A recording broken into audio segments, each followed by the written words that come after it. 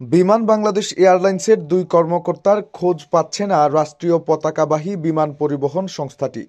তাদের ধারণা, এই কর্মকর্তাদের একজন কানাডায় পালিয়ে গেছেন, আরেকজন দেশের মধ্যে আত্মগোপনে আছেন।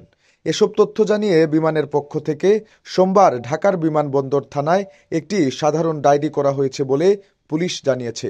বিমানের ওই দুই কর্মকর্তা হলেন সহকারী ব্যবস্থাপক মোহাম্মদ আনোয়ার হোসেন এবং বাণিজ্যিক তত্ত্বাবধায়ক সোহান আহমদ। জিডিতে উল্লেখ করা হয়েছে, তারা যথাযথ প্রক্রিয়া অনুসরণ না করে চাকরি থেকে পদত্যাগ করেছেন। আনোয়ার হোসেন কর্তৃপক্ষের অনুমতি ছাড়াই গত ৭ ডিসেম্বর হজরত শাহজালাল আন্তর্জাতিক বিমানবন্দর থেকে বিজি ৩০৫ ফ্লাইটে কানাডায় পালিয়ে যান। আর সোহান আহমদ পলাতক রয়েছেন ২৪ অক্টোবর থেকে। তিনি দেশের মধ্যে আত্মগোপন করেছেন।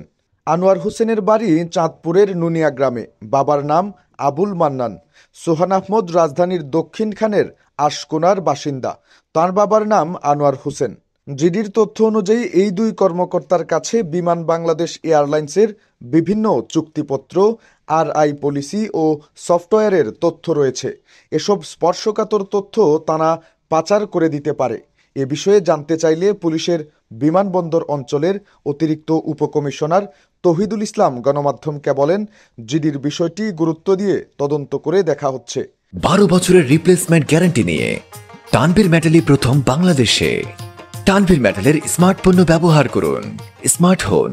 জিডিতে মাছুদুল হাসান নামে একজনের স্বাক্ষর রয়েছে। মুঠোফোনে যোগাযোগ করা হলে তিনি গণমাধ্যমকে বলেন, বিমান বাংলাদেশ এয়ারলাইন্স কর্তৃপক্ষ তাকে জিডি করতে বলেছে, সে কারণে তিনি এই জিডি করেছেন।